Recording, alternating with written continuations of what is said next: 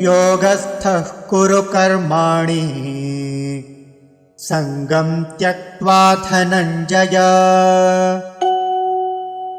सिद्ध्यसिद्ध्यो समो भूत्वा समत्वं योग उच्यते।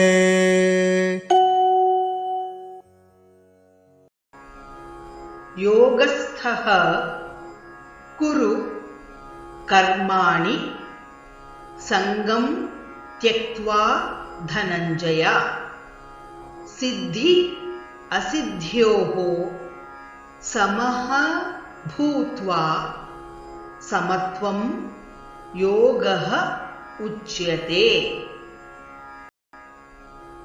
योगस्थः कुरु कर्माणि संगं त्यक्त्वा धनञ्जय सिद्ध्यसिद्ध्योः समो भूत्वा समत्वं योग उच्यते।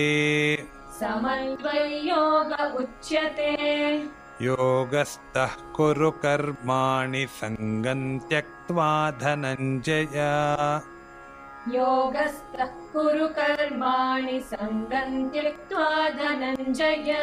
सिद्ध्यसिद्ध्यो समो भूत्वा समत्वं योग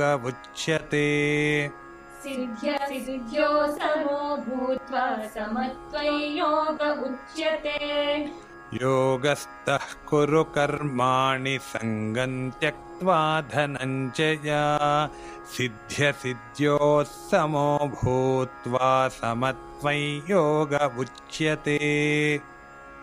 योगस्थः कुरु कर्माणि संगं त्यक्त्वा धनञ्जय सिद्ध्यसिद्ध्यो समो भूत्वा समत्वं योग उच्यते।